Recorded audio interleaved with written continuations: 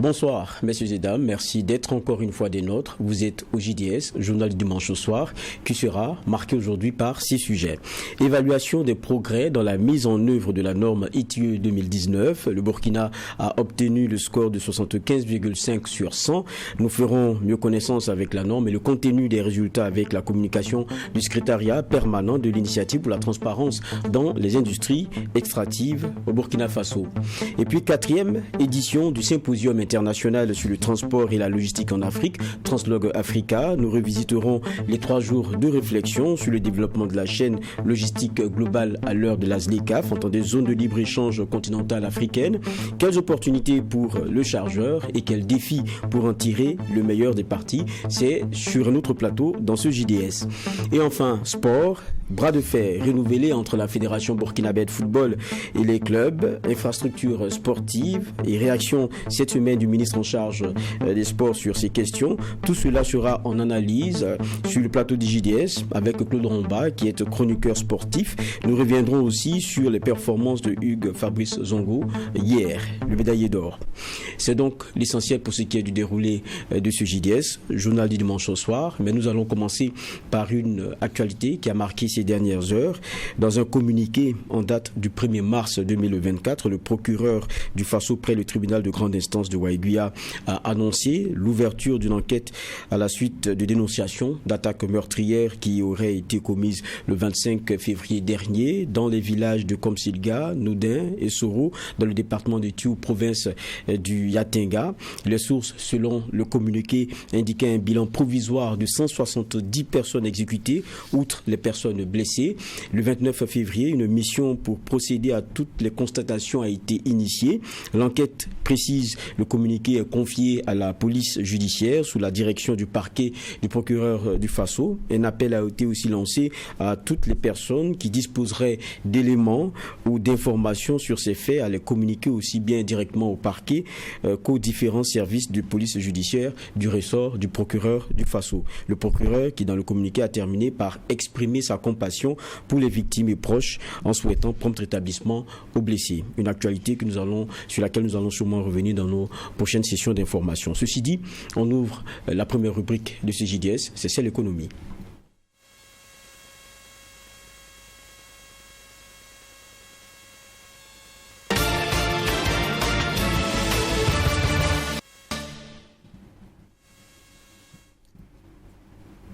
Nous irons plus promptement que la transition qui a un peu tardé. Jeudi dernier, le comité de pilotage de l'initiative pour la transparence dans les industries extractives du Burkina Faso ITIEBF a présenté les résultats de la validation du Burkina Faso après l'évaluation du progrès dans la mise en œuvre de la norme ITIE 2019.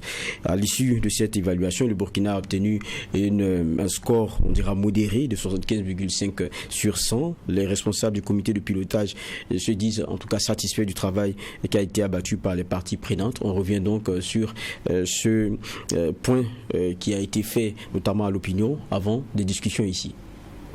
En dépit de la situation sécuritaire et du contexte sociopolitique qui ont considérablement impacté le secteur des mines au Burkina Faso, le pays continue d'être un bon élève de l'ITIE, l'initiative pour la transparence des industries extractives. En effet, il ressort de l'évaluation de l'ITIE en 2023 que le Burkina Faso a obtenu un score global pondéré de 75,5 points sur 100 dans la mise en œuvre de la norme ITIE 2019.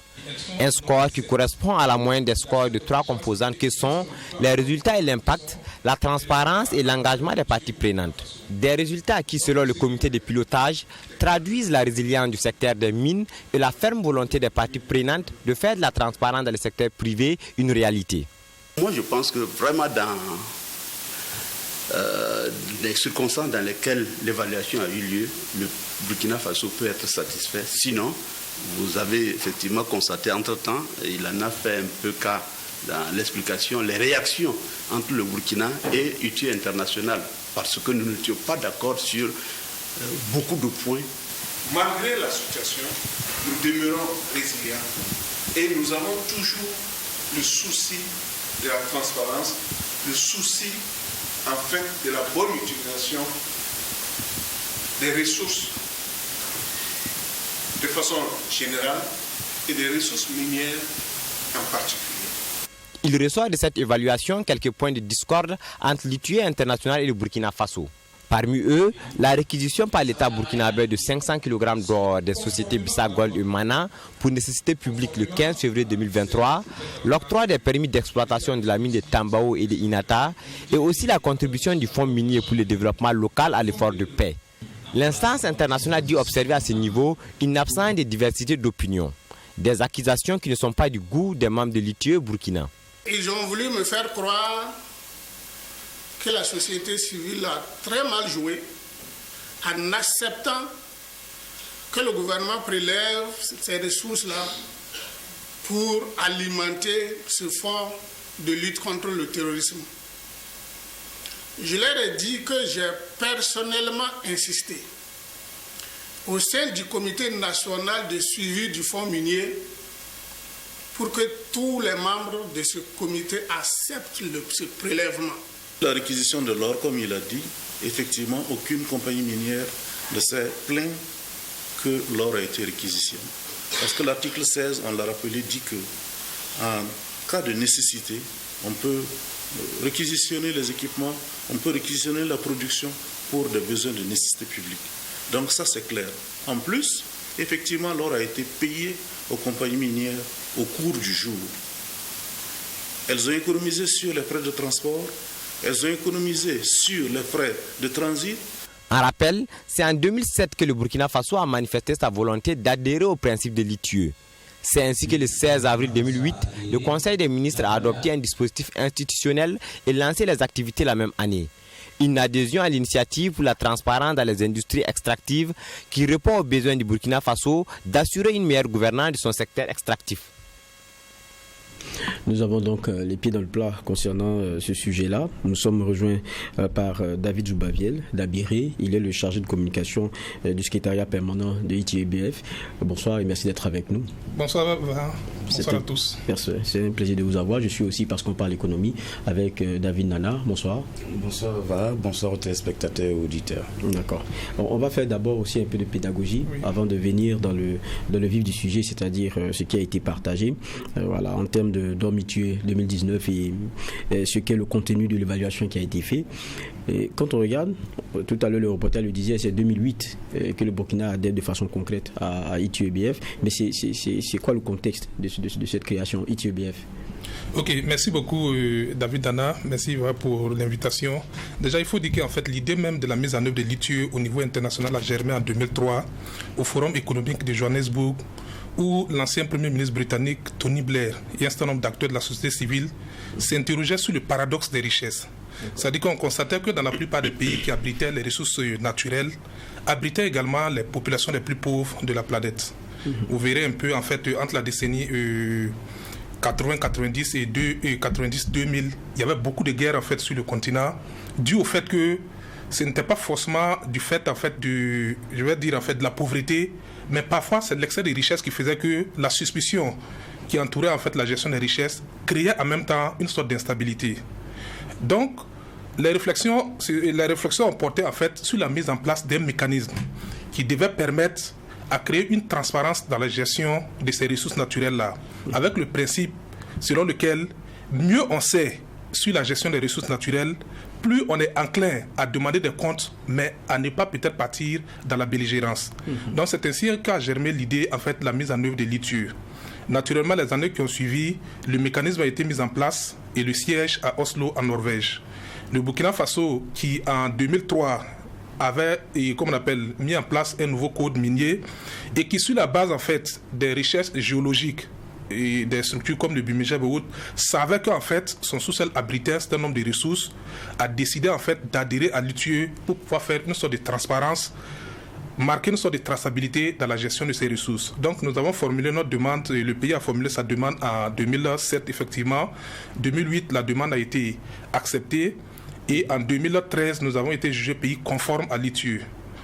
Le pays conforme, ça veut dire que le pays, en fait, vous êtes à même maintenant de mettre en œuvre l'ITIE dans votre pays. Vous avez mis en place, en fait, tout le dispositif qui permet, en fait, de mettre l'ITIE en place. D'accord, David.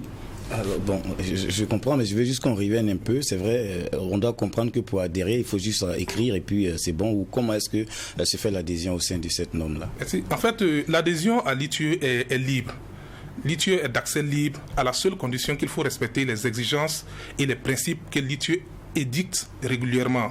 C'est-à-dire que la norme, elle aussi, elle est évolutive pour prendre en compte, en fait, les grandes préoccupations liées à la gestion, en fait, des ressources naturelles dans les différents pays. Donc la norme aussi, elle est évolutive. Et à chaque fois qu'une norme sort, elle sort avec ses exigences. Et vous avez l'obligation, en fait, dans la mise en œuvre de l'ITIE, de prendre en compte ces exigences-là et à la fin de subir en fait ce qu'on appelle la validation, mais qui communément nous on appelle l'évaluation, qui est une sorte d'évaluation. Et vous subissez ça, vous êtes noté, et c'est cette notation qui vous permet en fait de savoir si effectivement vous suivez en fait normalement en fait la mise en œuvre des exigences, ou s'il y a des recommandations, peut-être comme on l'appelle, pour l'amélioration en fait de l'ensemble des dispositifs que vous avez mis en place. Au Burkina Faso, il ressort que c'est un comité de pilotage qui gère l'ITIE, je vais dire la gestion de l'ITIE. Et comment est composé ce comité de pilotage? Effectivement, en fait, l'une des exigences en fait, dans la mise en œuvre de l'ITIE dans les différents pays, c'est la mise en place de ce qu'on appelle un groupe multipartite. Et au Burkina Faso, nous l'avons appelé le comité de pilotage. Il est composé forcément, ça c'est une exigence aussi de la norme, il est composé en fait d'acteurs de la société civile, de représentants des sociétés minières et des acteurs de l'État. Donc les acteurs de l'État sont au nombre de 11. Les acteurs de la société civile sont au nombre de 8 et les représentants des sociétés minières sont au nombre de 6. Donc vous avez 25 membres qui constituent le comité de pilotage. Et ce sont ces 25 membres-là qui discutent et qui donnent une orientation en fait par rapport à la mise en œuvre de l'ITIE au Burkina Faso. Ce sont ces 25 membres-là, ce collège-là, qui décide en fait d'attirer parfois l'attention du gouvernement sur en fait un certain nombre de choses qu'il faut faire en fait pour être en conformité avec l'ITIE. Donc leurs décisions sont prises de façon collégiale, de façon consensuelle. Voilà, c'est un peu comme ça que ça fonctionne. Et sans l'un des acteurs, il n'y a pas de comité de pilotage, donc il n'y a pas d'ITIE. Donc ils sont forcément obligés en fait de travailler ensemble de façon collégiale et surtout de s'entendre sur les questions majeures en fait liées à la gouvernance du secteur extractif dans les pays. Et au niveau de la société civile, j'aimerais bien savoir comment se fait le choix de ces 8 membres-là. Oui, c'est un processus qui est quand même complexe parce qu'en principe, il faut faire une sorte d'appel à candidature à l'ensemble des structures des OSC qui sont peut-être plus ou moins concernées en fait par les questions minières. Et à l'issue de ça, il faut forcément faire une assemblée générale. L'assemblée générale va va mettre en place un procès verbal et l'assemblée générale va désigner des membres qui vont représenter en fait le collège des OSC au niveau de l'ITIE. Donc c'est un peu comme ça que le processus est censé se passer. Et les collèges sont, comme on l'appelle, régulièrement renouvelés. Voilà, ça aussi c'est un processus qui suit son cours. Je pense que à d'autres occasions, quand on fera le bilan même en fait de la mise en œuvre de l'ITIE, les 15 ans, puisque nous sommes rentrés en 2008, l'année dernière c'était les 15 ans, nous préparons aussi en fait un bilan à la matière. Je pense qu'on aura l'occasion peut-être d'échanger en fait de plus... Voilà. D'accord. Plus largement sur la question, quoi. Et rien que, il y a seulement quelques mois, il y avait le rapport que vous partagez, je pense que c'était sur 2021. Oui. C'était le dernier d'ailleurs. Oui. Et puis maintenant, on parle de la norme ITIE 2019, on parle de sa mise en œuvre et il y a partagé donc les résultats de validation pour ce qui concerne le Burkina Faso dans l'évaluation des progrès. C'est quoi? C'est comme si ITIE finit de faire son rapport, mais l'ITIE même est soumis à un processus de validation. Expliquez-nous un peu. Oui, en fait, la norme, comme je le disais, elle est évolutive. Sur la base de la norme 2019 qui a été mise en place, nous avons réalisé ce qu'on appelait le rapport 2021 de l'ITIE. Et ça se passe en année N+2. Nous l'avons réalisé en année N+2. Selon la norme, vous ne devez pas dépasser N+2. Donc le rapport 2020 est venu en 2022. Et c'est sur la base, en fait, de la norme 2019 qu'on décide, en fait, d'évaluer ce que vous avez fait entre le 1er janvier 2020 jusqu'au 15 avril 2023. Donc c'est cette tranche-là en fait qu'on prend et on l'oppose par exemple à la norme ITIE 2019. C'est-à-dire que c'est la norme 2019 qui permet en fait, qui est l'outil en fait d'évaluation pour en fait questionner, sonder cette tranche-là. Donc c'est un peu comme ça que ça se passe. Et ce qui s'est passé pour le processus d'évaluation, c'est très simple. On vous envoie un certain nombre de canevas que vous êtes obligé en fait de renseigner sur la base de ce que vous avez fait. Et sur la base de la norme, on essaie de regarder si ce que vous avez fait est conforme en fait à la norme 2019. Donc c'est un peu comme ça que le processus se passe. Et il y a des points sur lesquels en fait on peut vous dire la norme n'est pas suffisamment mise en œuvre, ou il y a une sorte de déficit. Et parce que c'est vraiment une évaluation. Et on vous ouvre aussi en fait une sorte de fenêtre pour que en fait à partir de la première partie, vous puissiez aussi en fait apporter des amendements jusqu'à en fait à ce que vous ayez l'évaluation finale. Donc à la matière en fait, la norme elle est évolutive. Notre première, par exemple, si vous prenez notre première évaluation à l'ITIE, elle n'a pas été faite sur la base de la norme 2019. Elle a été faite sur la base, je pense, de la norme 2016. Mais la norme, comme je le dis, elle aussi, elle est évolutive pour prendre en compte les grandes questions en fait liées à la gestion des ressources naturelles. Notamment aujourd'hui, nous sommes à une norme 2023 qui vient d'entrer, comme on appelle, qui vient d'entrer en vigueur.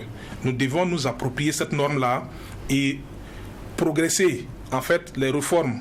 Voilà, mettre en œuvre un certain nombre de réformes qui cadrent avec la norme pour qu'en 2027, puisque la prochaine notation c'est en 2027, pour qu'en 2027, sur la base de la norme 2023, nous puissions être évalués. En fait, c'est un peu comme ça le processus. David, des canevas que vous remplissez, c'est-à-dire que c'est à titre informatif, c'est déclaratif. Est-ce qu'il y a une contre-expertise par rapport à ce que vous donnez? Est-ce que l'ITIE au niveau international vient confirmer sur place ce que vous donnez, ce que vous remplissez dans les canevas? Effectivement, ils ont la possibilité de venir, mais en fait, l'une des particularités de la norme 2019, c'est la fourniture des éléments probants. C'est-à-dire que si vous dites aujourd'hui que nous avons mis en place, par exemple, un cadre juridique qui permette de gérer de façon transparente le secteur minier, il faut que vous faites la preuve de ce que vous avez dit. C'est-à-dire que dans le canevas, vous êtes obligé de renseigner avec un lien de publication qui dit effectivement que, et sur lequel on va cliquer, aller aboutir à un texte effectivement pris par le gouvernement qui dit que pour la gestion par exemple du secteur extractif, voilà le texte en fait qu'on a pris et qui garantit la transparence. Ça c'est un exemple que je prends. Donc les éléments probants ici étaient en fait, je vais dire, en fait le socle même de cette validation-là. C'est-à-dire que si l'ITIE international même disait quelque chose, il faut apporter la preuve de ce que vous dites. Et nous aussi nous sommes amenés en fait à faire la preuve de tout ce qu'on dit. Et sur la base en fait des différentes exigences, en fait à chaque point d'exigence, à chaque question que vous répondez, vous êtes obligé en fait de fournir un élément probant qui prouve qu'effectivement ce que vous dites, ce n'est pas seulement une déclaration, mais c'est un fait qu'on peut constater, qu'on peut matérialiser. Naturellement, au-delà du comité de pilotage, l'ITIE international avait la possibilité de venir s'adresser à d'autres acteurs. Voilà, pour leur demander qu'est-ce que vous pensez de la mise en œuvre de l'ITIE, est-ce que vous pensez que c'est vraiment mis, en fait, avec leur questionnaire aussi, pour ne pas seulement se contenter en fait de ce que dit le comité de pilotage, mais c'est un processus vraiment transparent où en fait on crée les conditions pour que chacun se sente impliqué d'une manière ou d'une autre. On a vu le reportage tout à l'heure où les différents intervenants sont revenus de façon générale sur le contenu même des résultats. Mais quand on regarde, je pense qu'il y a en gros 3 composantes qui sont principales. Celle qui s'arc-boute sur les efforts en matière de diffusion d'informations et d'ouverture des données dans le secteur extractif. Là, je pense que c'est là-bas qu'on a le plus bon nombre de points, c'est 85 sur 100. Oui. Et quand on prend la question liée à la fiabilité des sources d'information et leur disponibilité, on est à 74. Oui. C'est un peu moins reluisant. Et puis on descend encore à 67,5 lorsqu'il s'agit de l'engagement des 3 parties prenantes, dont les entreprises et la société civile, dans la mise en œuvre durable de l'ITIE. Le premier point, je pense, c'est un point de satisfaction. Je n'ai pas forcément envie de revenir là-dessus. On dit les efforts en matière de diffusion d'informations et d'ouverture des données dans le secteur extractif. On a l'impression, et ça c'est ce qui est partagé chez le commun des Burkinabés, c'est qu'il y a une vraie opacité. Alors que là, c'est là-bas qu'on a 45 points. On dit que les efforts en matière de diffusion d'informations et d'ouverture des données dans le secteur extractif, il est bon. Oui. Donc ça veut dire que la perception, elle est biaisée ou... Voilà, en fait, ici par exemple, vous faites bien de le mentionner, c'est la composante transparence qui est notée 85 sur 100. Si. C'est la preuve qu'en fait, nous avons un secteur extractif où des efforts sont faits en fait pour mettre à la disposition des différents citoyens l'ensemble des informations, de sorte à ce que chacun puisse savoir exactement comment commence le processus jusqu'à la fin du processus. C'est-à-dire comment on octroie, comme on appelle par exemple une licence d'exploitation au niveau du secteur minier. Toute la chaîne de valeur en fait est questionnée, est mise de façon transparente et au niveau du site, comme on appelle de l'ITIE BF, et des différents sites partenaires, des différents, comme on appelle, des différentes structures majeures dans la mise en œuvre des litiges, vous avez ces informations-là. C'est-à-dire, mais aujourd'hui, dans l'entendement, parfois il y a des confusions qui sont faites et nous travaillons en fait à lever souvent ces confusions-là. Par exemple, vous verrez par exemple des gens dire que le secteur minier par exemple a rapporté 2000 milliards par exemple au Burkina Faso, alors que par exemple les 2000 milliards c'est le chiffre d'affaires. Okay. Voilà, ça peut être le chiffre d'affaires. Mais on prend le chiffre d'affaires par exemple pour ce qui est reversé directement dans, comme on appelle, dans les caisses de l'État. Et ça, par exemple, ce sont des confusions, mais pour ceux qui vont, par exemple, consulter nos différentes plateformes, savent que dans le secteur, au nom, en fait, comme on appelle, du principe de redevabilité que nous avons dans la mise en œuvre des litiges, nous sommes obligés de déclarer, en tout cas, tout le monde est obligé de déclarer ce que l'État reçoit. L'État déclare ce qu'il reçoit des sociétés minières. Les sociétés minières aussi sont obligées de déclarer ce qu'elles payent au niveau de l'État. Et il y a ce qu'on fait, comme conciliation. Parfois, il y a un gap et on investit pour savoir où se trouve en fait, comme on appelle, l'insuffisance qui permet en fait de constater et comme on appelle ce surplus ou bien en fait.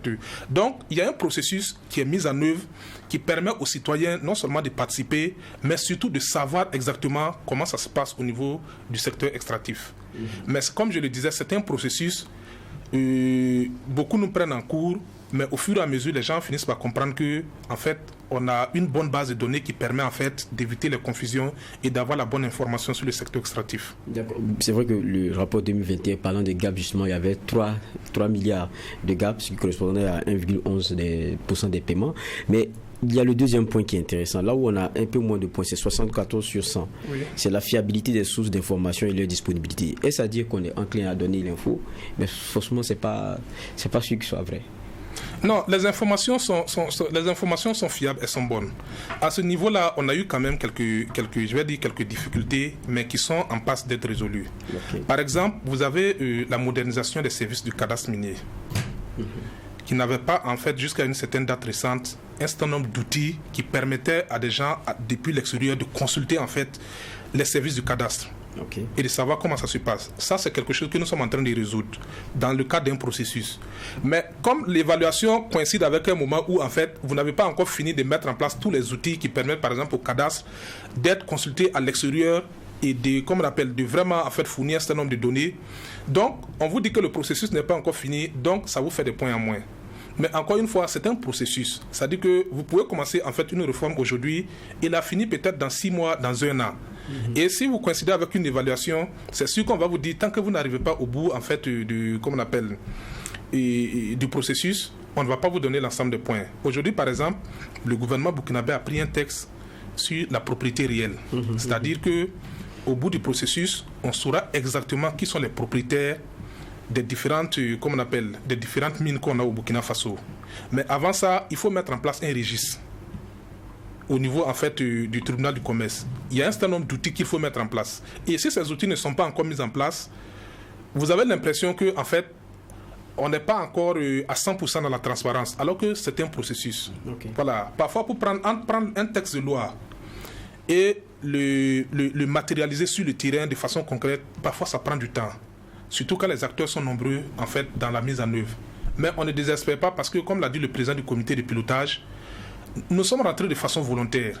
Et il y a une volonté vraiment de faire de la transparence autour, en fait, de la gestion du secteur minier, et le Burkina Faso se donne les moyens d'y parvenir. Allez-y, David. Au niveau des engagements des parties prenantes, là-bas aussi, à ce qu'on regarde par rapport à vos résultats, ça pêche un tout petit peu, on dit c'est faible. Qu'est-ce qui pourrait expliquer cela? Bon, en fait, cela est dû au fait qu'en 2022, il y a une situation nous avons tous connue.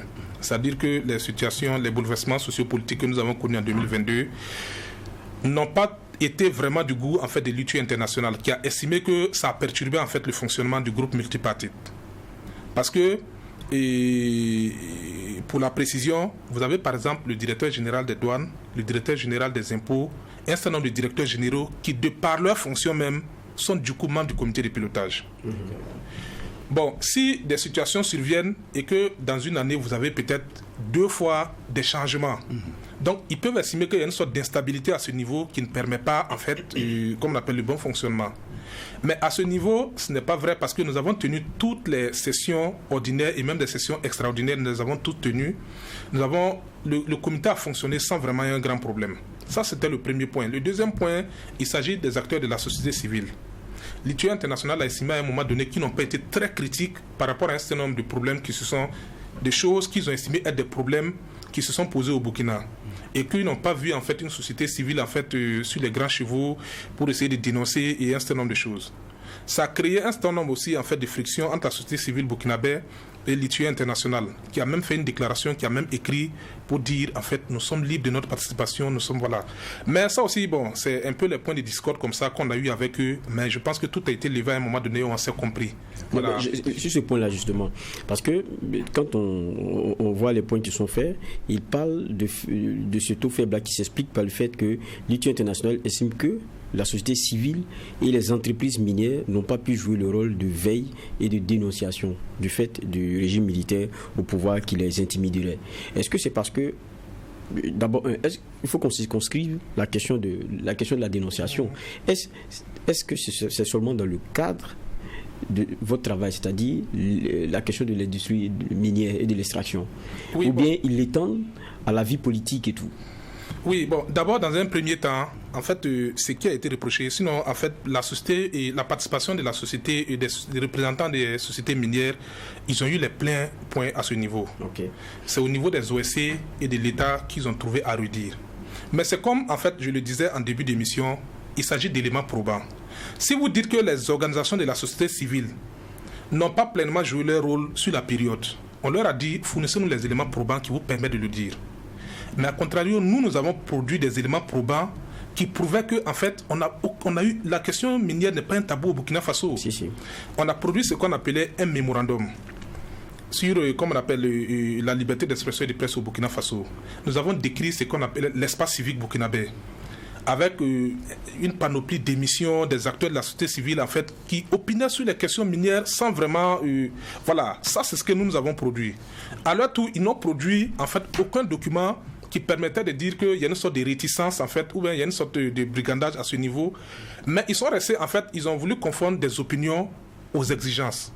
Ça a créé des frictions, effectivement, mais en fin de compte, nous nous sommes compris et on a estimé que, bon, peut-être c'était des malentendus, comme on appelle, des interprétations qui n'avaient pas lieu d'être, en fait. Voilà.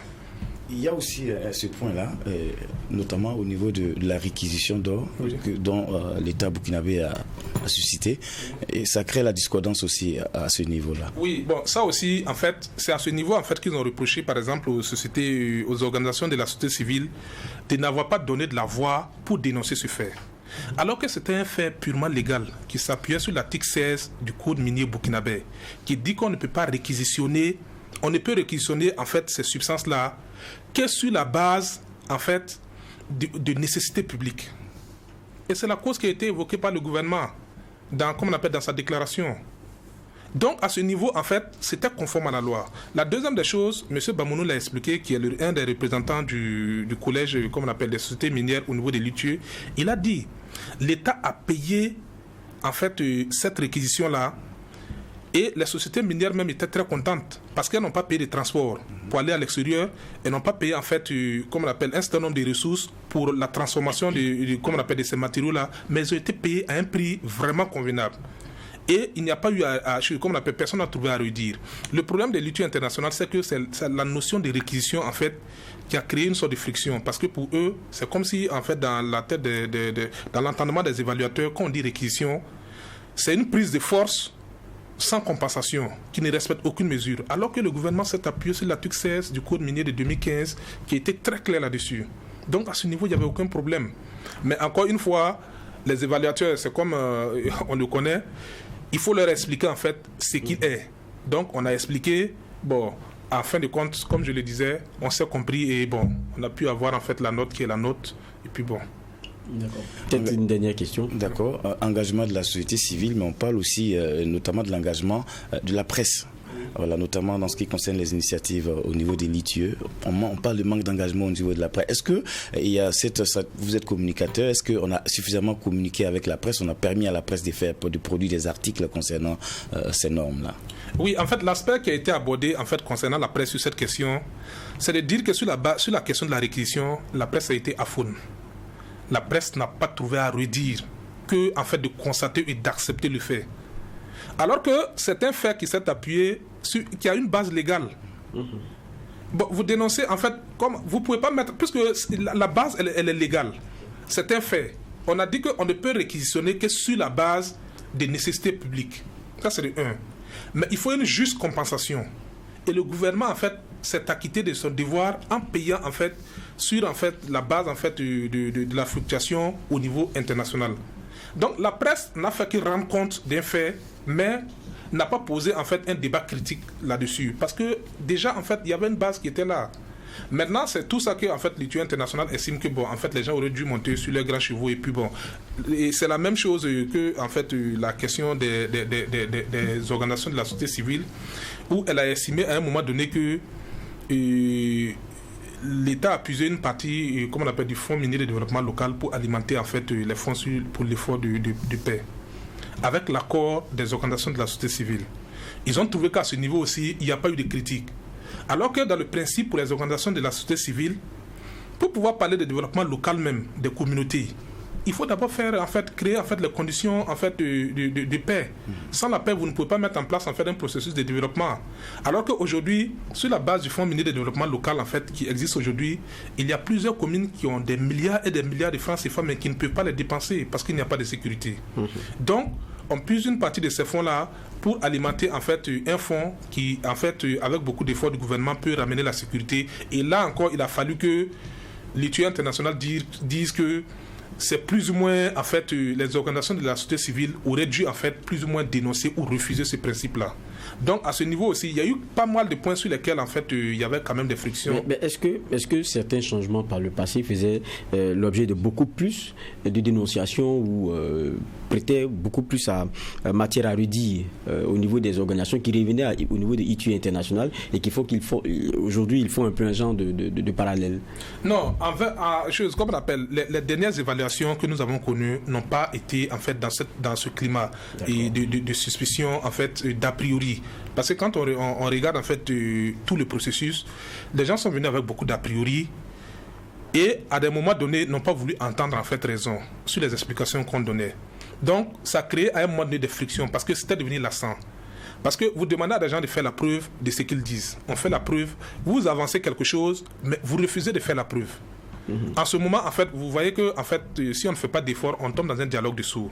Mais le comité de pilotage a su de façon professionnelle, en fait, recadrer les choses sans que ça ne dégénère et finalement, c'est satisfait de cette note de 75 sur 100 parce que pour nous, c'est un processus auquel nous avons volontairement adhéré. On se donne les moyens, en fait, de créer la transparence dans le secteur. 75,5. Voilà, 65, voilà, merci beaucoup pour la précision. Parce que 0,5, c'est important. Très important. C'est important, merci beaucoup. En tout cas, merci à vous, David Zoubaviel d'Abiri, d'être passé sur le plateau. Okay. Je rappelle que vous êtes le chargé de communication du secrétariat permanent de l'ITI-BF. Chargé de communication au département de l'information, de la communication et du partenariat. Ah, voilà, merci de préciser cela aussi. Ça a été un plaisir de vous avoir et avoir donc tous ces éclairages-là. Okay. On continue toujours dans la partie économie de ce JDS. Donc, David, Anna, vous restez avec moi. Et là, on va s'intéresser à ce qui s'est passé du 27 au 29 février à Ouagadougou. C'est la 4e édition du symposium international sur les transports et la logistique Translog Africa. Durant 3 jours donc, de travaux, les participants venus d'une dizaine de pays ont échangé sur le développement de la chaîne logistique globale à l'heure de la ZLECAf. L'accent étant mis sur les défis et les opportunités pour les chargeurs. Ces échanges ont permis de déceler les défis, les contraintes qui minent le secteur des transports et de la logistique. Nous revenons sur ce rendez-vous avant un échange toujours sur ce plateau. C'est fini pour le symposium international sur le transport et la logistique en Afrique, Transloc Africa, édition 2024. Les 3 jours de travaux ont permis aux participants et organisateurs de faire le tour de toutes les questions liées au thème, notamment les difficultés liées à la chaîne d'approvisionnement. Il s'agit essentiellement des questions de conteneurisation, du coût du transport, de la sécurisation et de la taxation du bordereau électronique du suivi de cargaison. Nous avons constaté que des pays côtiers continuent de percevoir de façon indue le bordereau électronique de suivi des cargaisons. Alors qu'il s'agit, c'est un document qui est levé pour des marchandises par le pays, justement, de destination de la marchandise. Donc une recommandation forte a été faite à l'endroit de ces pays-là de se conformer à la réglementation internationale en la matière. Ils ne sont pas les seuls à être interpellés. Recommandation a été faite à l'endroit de tous les acteurs intervenant dans la chaîne de transport pour une meilleure fluidité du secteur en Afrique. Les participants, eux, ressortent bien outillés et prêts à affronter les défis du moment. We have learnt a lot, particularly on the issues and challenges facing. Nous avons beaucoup appris, notamment sur les défis du domaine. Nous travaillons avec beaucoup de ports en Afrique, comme celui de Lomé. Ce rendez-vous est donc une occasion pour nous d'analyser ce qui se passe sur le continent africain. Et je pense que c'est une opportunité à saisir pour asseoir des collaborations et rendre les opérations plus fluides en Afrique. Able to trade amongst ourselves to make the African Continental Free Trade Area operational. Le ministre des Transports, président de Transloc Africa édition 2024 et représentant du patron de l'événement, le capitaine Ibrahim Traoré, a félicité le Conseil burkinabé des chargeurs CBC et l'ensemble des participants pour la réussite de cette 4e édition. Selon Roland Somda, les suggestions et les perspectives issues de ce symposium permettront aux acteurs des transports et de la logistique d'orienter les actions futures vers les bénéfices qu'offre la zone de libre-échange continentale africaine, ZLECAf. Pour le mois, le prochain rendez-vous de Transloc Africa, c'est en 2026. Nous restons donc sur le sujet de Transloc Africa, on l'a dit, qui s'est tenu du 27 au 29 février à Ouagadougou. Et nous sommes rejoints par Jean-Noël Kaboré, qui était un peu au Faux-le-Moulin pour ce qui est de ce rendez-vous-là. Bonsoir déjà. Bonsoir. C'était un plaisir de vous avoir. Votre plateau. D'accord. Vous êtes directeur du centre de formation, non, en transport et logistique, CBC. C'est bien ça, Conseil burkinabé des chargeurs. David, vous êtes aussi avec moi toujours. On va commencer déjà par faire aussi un peu de pédagogie comme on l'a fait tout à l'heure avec Itieux, parce que derrière c'est CBC, Conseil burkinabé des chargeurs. Est-ce qu'on peut faire déjà en connaissance avec ce conseil-là? Merci, comme j'ai dit, de nous recevoir sur votre plateau. Alors, le Conseil burkinabé des chargeurs, comme son nom l'indique, c'est un établissement public à caractère professionnel de l'État, dont la mission principale est de veiller à l'approvisionnement du Burkina Faso en denrées et marchandises diverses dans les meilleures conditions de célérité, de coût et de sécurité. Nous avions également en sus une mission d'assistance aux chargeurs, d'accompagnement aux chargeurs, de formation aux chargeurs. En un mot, de travailler à ce que nos opérateurs économiques qui approvisionnent le Burkina Faso puissent le faire dans de bonnes conditions. D'accord, mais c'est quoi justement le chargeur? Quand on dit le chargeur, c'est quoi? C'est qui? Alors, le chargeur, c'est une personne physique ou morale qui, dans son activité au quotidien, est appelé à faire des opérations d'importation ou d'exportation, ou alors à faire des mouvements de marchandises à l'intérieur d'une même zone. D'accord. David? Justement, on vous a aujourd'hui pour l'actualité, Transloc Africa. Justement, de façon générale, c'est quoi Transloc Africa? Quelles sont les missions et les objectifs assignés à ce symposium? Alors, il faut dire que Transloc Africa, c'est un symposium que le Conseil burkinabé des chargeurs, avec l'appui des plusieurs autorités du Burkina Faso, a initié et fait mettre en place depuis l'année 2007. L'idée, c'était de mettre en place, au profit des différents acteurs, un cadre d'échange, un cadre de partage, un cadre qui permettrait de réunir l'ensemble des acteurs du monde des transports pour qu'ils puissent échanger, discuter des préoccupations et éventuellement trouver des pistes de solutions pour les préoccupations qui se dégagent dans leur activité au quotidien. Alors, on a pu voir à travers les différents reportages que nos confrères ont pu produire. Il y avait l'engouement. Tous les participants étaient heureux de revoir Transloc qui revient, qui était suspendu depuis 2012. Est-ce qu'il y a une explication pour cette suspension de 2012 à 2024? C'est lié au contexte global. En 2012, Transloc a été réalisé ici à Ouagadougou. On a lancé le processus de la tenue de Transloc 2014. On a travaillé à contacter les différents participants possibles. Les uns et les autres s'étaient manifestés. Malheureusement, juste avant la période Ebola. La maladie Ebola est intervenue et on ne pouvait pas réunir un nombre de participants venant du monde entier dans ce contexte-là. Ce qui a amené la direction du Conseil burkinabé des chargeurs à surseoir à l'organisation de Transloc 2014. Et par la suite, il y a eu une succession d'événements qui ne nous permettaient pas de prendre l'engagement d'assurer une bonne tenue de ce symposium. Ce qui a fait qu'une décennie durant, Transloc est resté en léthargie. Mais le contexte actuel et les conditions dans lesquelles nous ont donné l'idée de pouvoir penser qu'on pouvait organiser Transloc ici à Ouagadougou, on pouvait recevoir l'ensemble de nos invités à Ouagadougou et réussir Transloc. D'où ce Transloc de la résilience, d'où ce Transloc qui vraiment était un défi pour le Conseil burkinabé des chargeurs, parce que plus d'une dizaine d'années après, les gens pouvaient ne plus croire en la manifestation. Mais Transloc, c'est plus de 250 participants. Transloc, ça a été 18 pays participants. Transloc, ça a été un engagement, un accompagnement des plus hautes autorités du Burkina à travers le ministère des Transports, puisque quand même, vous savez, c'était sous la présidence de son Excellence, le chef de l'État, le capitaine Ibrahim Traoré. Et vraiment, Transloc a tenu son pari en arrivant à réunir l'ensemble de ces acteurs-là à Ouagadougou pour ce symposium. J'ai dit 3 jours plutôt de réflexion. Quels ont été les grands axes? Alors, comme je venais de le dire tout à l'heure, déjà c'est réussir l'ouverture, la relance de Transloc. 12 années après, travailler à mobiliser l'ensemble de la chaîne des acteurs des transports, ce n'était pas évident. On l'a fait et la cérémonie a été sous la présidence du chef de l'État.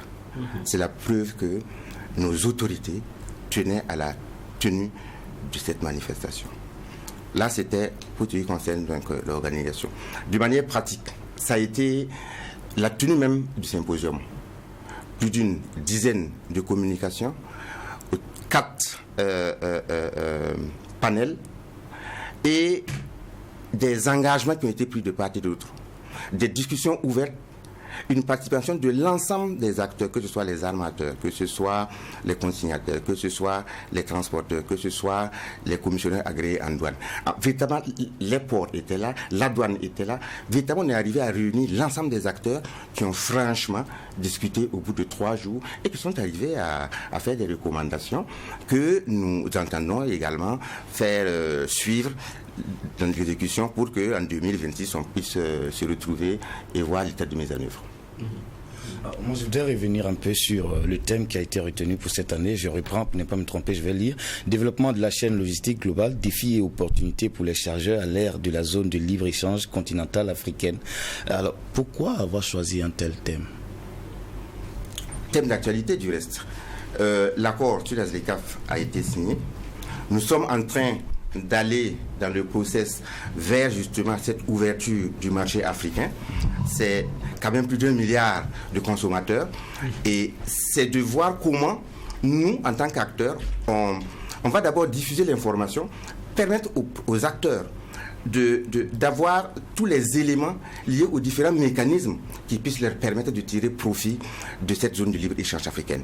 Il faudra donc que nous puissions d'abord travailler à les informer, à les sensibiliser, pour qu'ils puissent avoir tous les rudiments nécessaires afin d'affronter justement ce marché qui sera ouvert et qui offre véritablement des opportunités. C'est la raison pour laquelle on a donc choisi ce thème sur la ZLECAf, qui a permis effectivement aux différents acteurs d'échanger autour et de voir comment, d'ores et déjà, ils pourraient se préparer pour affronter donc ce marché qui sera ouvert au niveau de la zone africaine. C'est vrai que tout le monde convient que c'est un vaste marché lorsqu'on parle de la ZLECAf, et se mettre ensemble déjà, commencer à se projeter, c'est très important. Il y a l'actualité des changements géostratégiques avec les choix l'AES et tout, mais on va y revenir tout à l'heure. Mais restons sur la projection qui est la vôtre.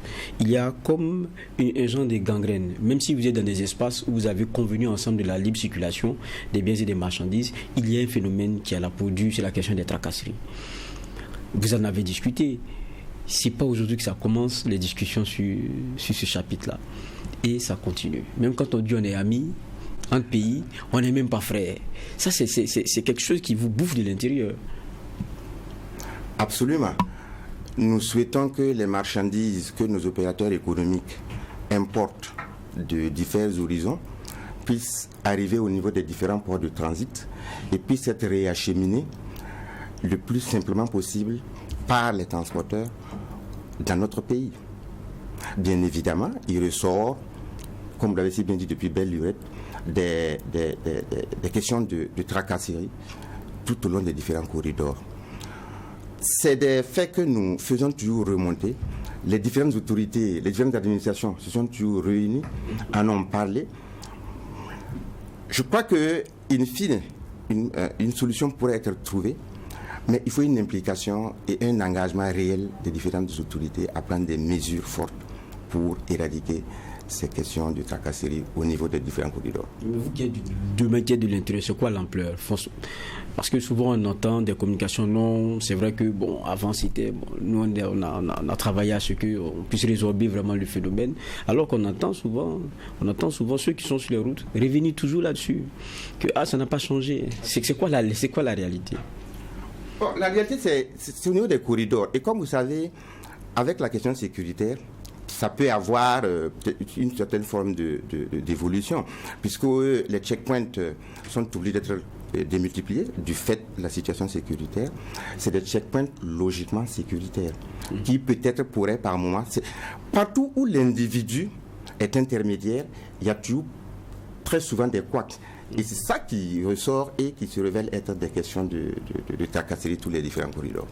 Parce que là, on parle de la ZLECAf, c'est un marché, et aussi pour que ce marché puisse fonctionner comme il se doit, on sait qu'il y a une certaine relation qu'il faut entretenir, mais ça revient pour avoir la chance d'avoir des émissions interactives. Vous avez parfois, avec certains pays voisins, les transporteurs qui reviennent, chaque fois qu'on est à ce corridor-là, on est à cette frontière-là, c'est toujours la croix et la bannière, parfois 3 jours pour faire, ou même une semaine pour traverser une frontière. Est-ce que avec Transloc 2024, on s'est regardé droit dans les yeux pour se dire la vérité aussi? Absolument. On s'est regardé droit dans les yeux parce qu'on avait les différentes administrations douanières qui étaient présentes. Les opérateurs, les transporteurs étaient là, les opérateurs économiques étaient là. Et donc le problème a été posé pour qu'est-ce qui explique parfois les longs au niveau donc des différents corridors. Le problème a été posé, soit c'est des questions au niveau de la douane, c'est des questions au niveau donc du passage qui crée des lenteurs. Mais je crois que déjà, sur le contexte de la douane, les administrations douanières sont déjà en cours d'échange pour essayer de résoudre ce problème. Il y a aussi l'élément que j'abordais tout à l'heure, j'ai dit on allait y revenir. Il y a les tracasseries, ça, même quand vous êtes dans le même espace, que vous avez convenu qu'il y a la libre circulation, ça c'est un phénomène. Maintenant, il y a le changement stratégique qui est celui des pays du Burkina, du Mali et du Niger. Est-ce que le chargeur, je me dis, il s'est dit que c'est forcément un élément nouveau. Il peut y avoir des inquiétudes qui sont légitimes. Est-ce que ça a été le moment de discussion par rapport à cela? Et puis, quelles sont les réponses qui vous ont été données? Est-ce qu'aujourd'hui, le chargeur se dit, même le changement d'espace ne pourra pas nous impacter outre mesure? Écoutez, déjà, la majeure, le pourcentage le plus élevé des importations qui se font par nos États ne viennent pas seulement de la CEDEAO. C'est un. Deuxièmement, vous n'êtes pas sans savoir que nous, en utilisant les différents corridors, les différents ports de transit pour approvisionner nos États, nous apportons également un plus dans ces différents ports, puisque c'est des services auxquels nous faisons appel. Et également que les conventions nous autorisent à avoir accès à ces espaces qui sont naturels, que je parle de l'accès à la mer. Donc, normalement, nos opérateurs économiques devraient pouvoir continuer à mener à bien leurs activités et à utiliser les différents corridors qu'ils jugent effectivement efficients dans le cadre des opérations. Non, mais le problème, c'est pas l'accès, c'est pas ça le débat, mais souvent, c'est l'accessibilité.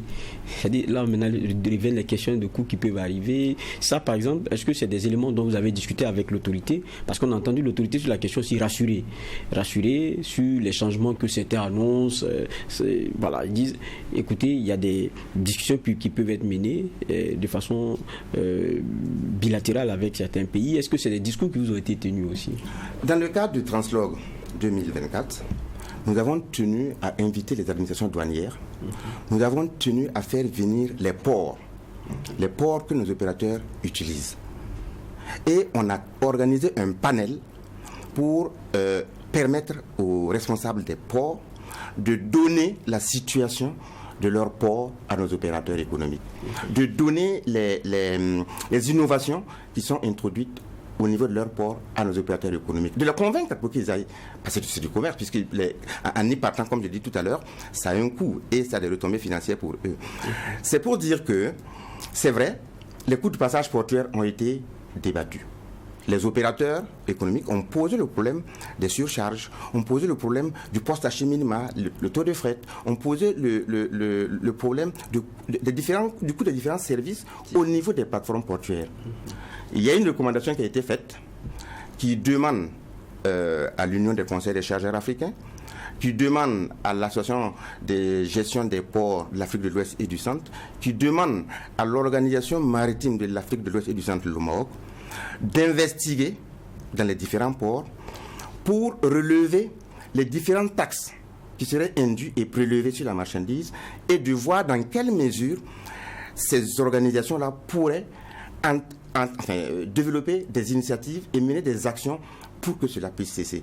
En tout cas, les recommandations là, on a un comité de suivi qui est mis en place, qui va suivre, et nous osons croire que, in fine, ces questions donc de coûts de passage portuaire pourraient enfin trouver une solution entre griffes, parce qu'il y a des taxes indues qui sont prélevées. Par exemple, les questions donc de TVA sur les marchandises en transit ont été posées.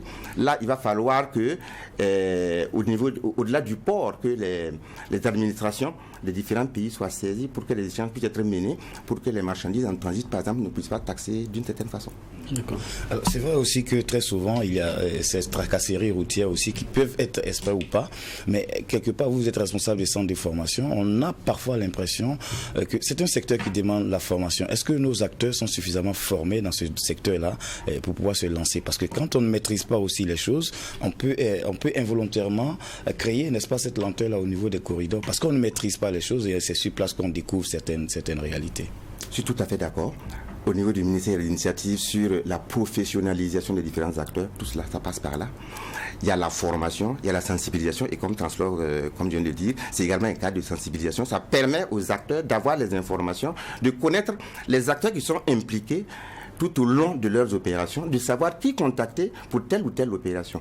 Et bien évidemment, si on veut mener des activités commerciales et on ne sait pas exactement auprès de quel acteur commencer pour aboutir à son activité, ça peut poser problème. On peut se tromper parfois et ça peut créer effectivement d'autres lourdeurs. Donc, au niveau du CBC, on entend en tout cas, dans le cadre du plan stratégique de développement, développer des initiatives pour effectivement proposer des actions de formation, de sensibilisation. Du reste, c'est une des missions du CBC que d'accompagner, d'assister, former nos différents opérateurs économiques. Vous avez parlé de réflexion, ça débouche tout le temps sur des recommandations. Quelles sont celles qui ont été les plus fortes, les majeures pour ce qui est de ce Translogue-là? Déjà, il faut dire qu'il y avait un comité de suivi des recommandations en 2012. Compte tenu des situations, bien évidemment, il y a eu beaucoup d'évolutions.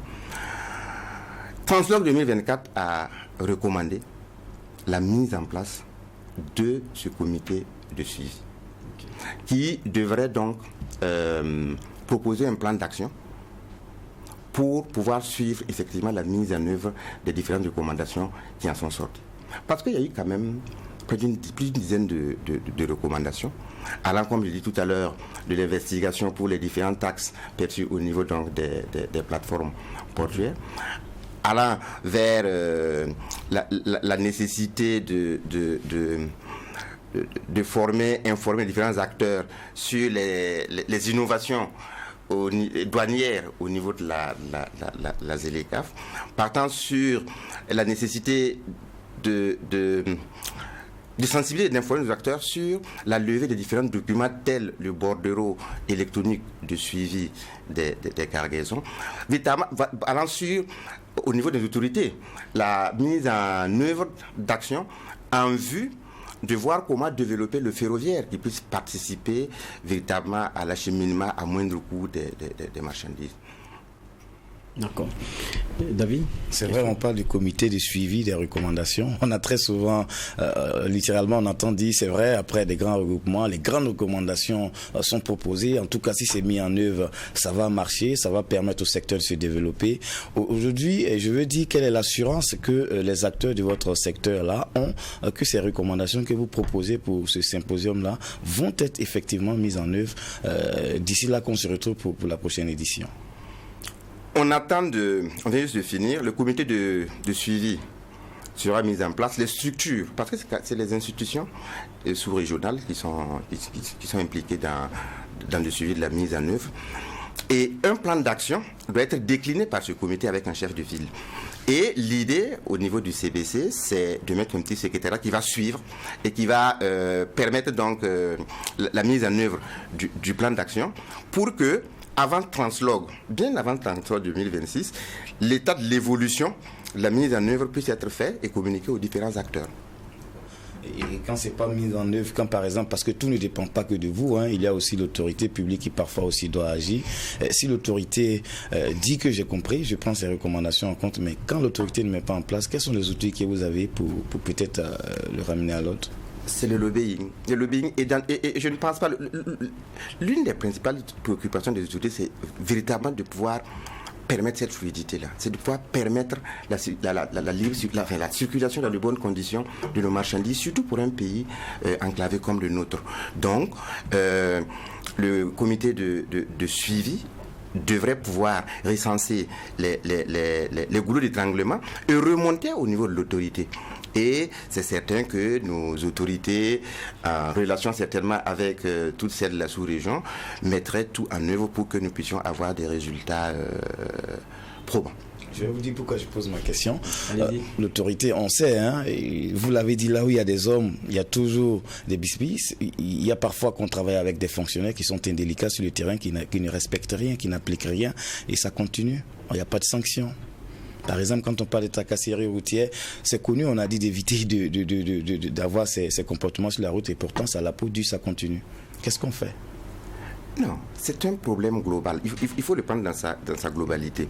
Aujourd'hui, au niveau des différents corridors, je crois que des mécanismes sont mis en place. On demande même aux gens, au cas où vous êtes victime de tracasserie, il y a des numéros verts et tout, vous pouvez appeler. C'est vrai que ça ne produit pas, et à l'instant T, les résultats escomptés. Mais la répétition est pédagogique. C'est sûr que dans cette approche globale, on devrait pouvoir, à la limite, si on n'arrive pas à faire disparaître ce phénomène, il devrait pouvoir être diminué de beaucoup. D'accord. En tout cas, on a été heureux de vous recevoir et on espère que, bon, et comme vous le disiez à un moment donné, la périodicité n'était pas bonne pour l'organisation des Translog. Maintenant, on est sur de bons rails. On a su de bons rails, c'est institutionnalisé. On se donne rendez-vous pour 2026. La date exacte vous sera communiquée pour que vous puissiez accompagner le CBC, accompagner le ministère des Transports pour la diffusion de l'information, pour que nos acteurs puissent véritablement se rencontrer et parler des préoccupations qui sont les leurs.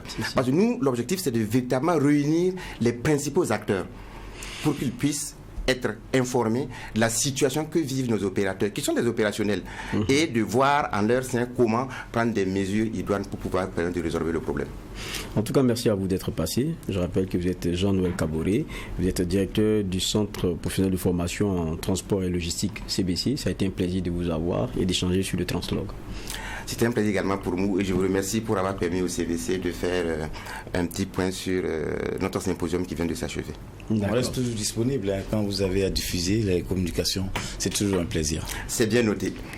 Bon, ça c'est la casquette du directeur commercial. Ceci dit, on va poursuivre et vous allez d'ailleurs rester avec moi, David Onana, parce qu'on aura tout à l'heure aussi un échange et sur une question, la production de la fumée organique.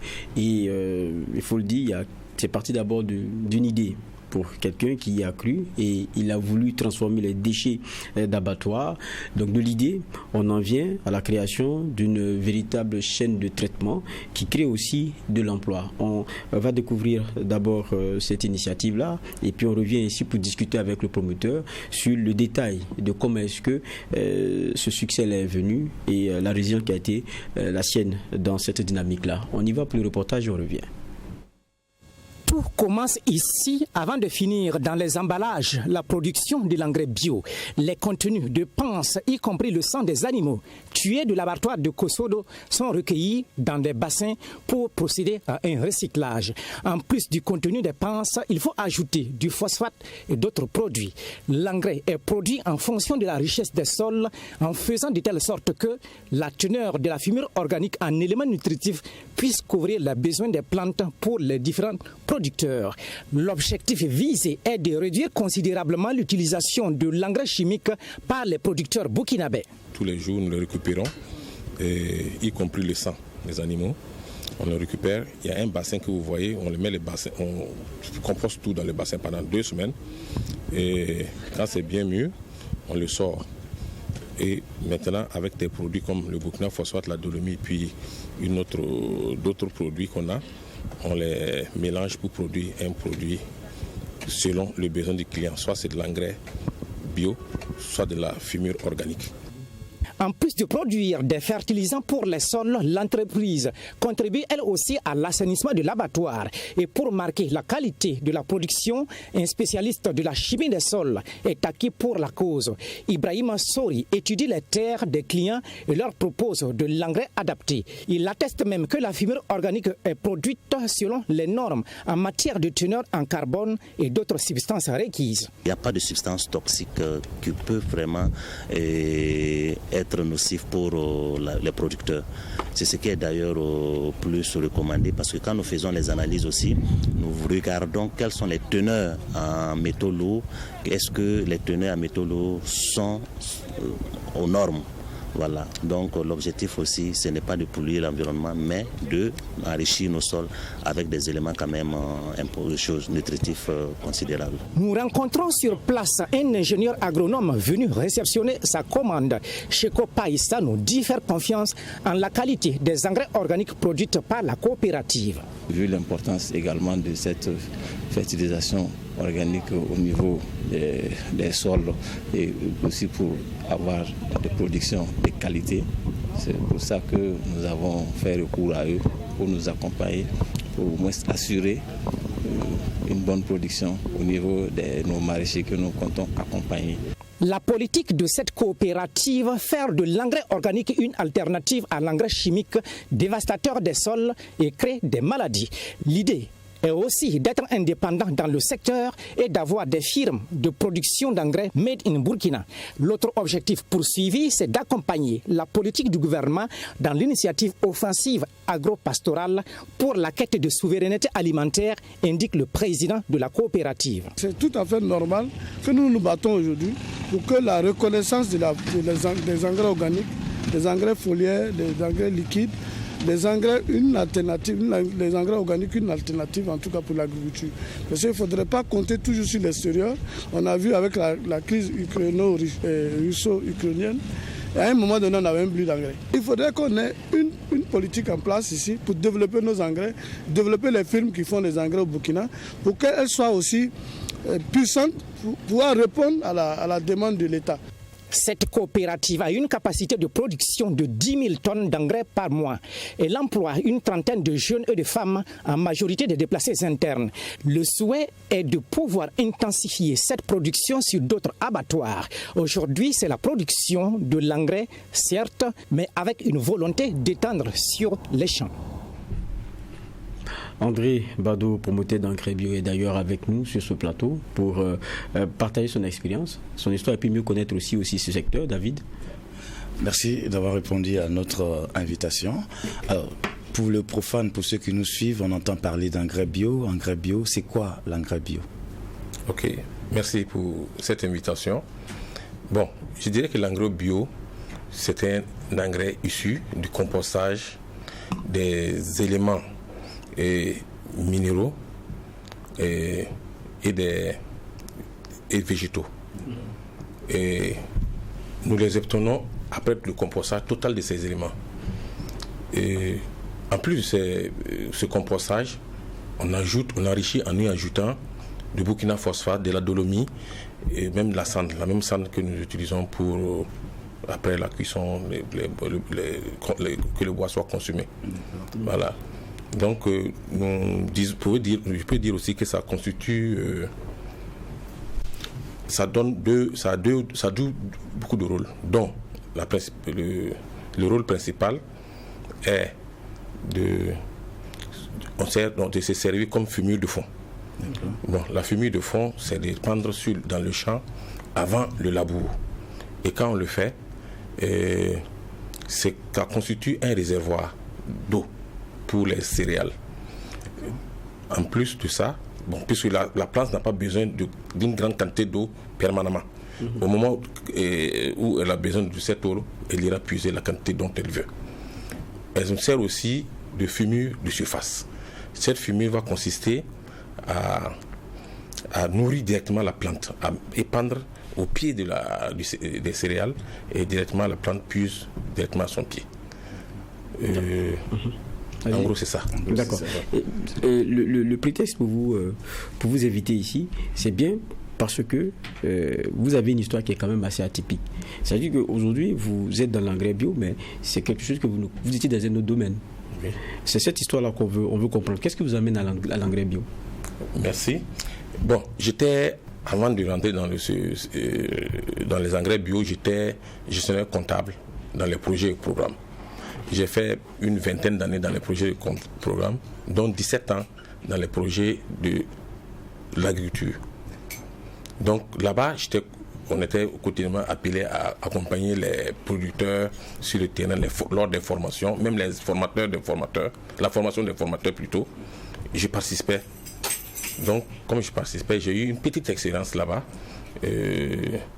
Après le projet, j'ai essayé de me lancer dedans, dans la production de compost. J'avoue que ça n'a pas été facile. Tout ce que j'approchais pour m'accompagner, ils me disaient non. Qui t'avait vu au Burkina ici aller acheter du fumier? Qu'on n'en a pas besoin. Si tu as de l'argent à jeter par la fenêtre, donne-nous, on va faire autre chose. Donc, je n'ai pas reçu une oreille attentive.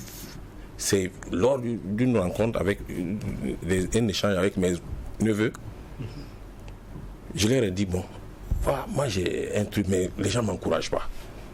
Ils disent que c'est quoi? Je dis non, je veux me lancer dans la production du compost.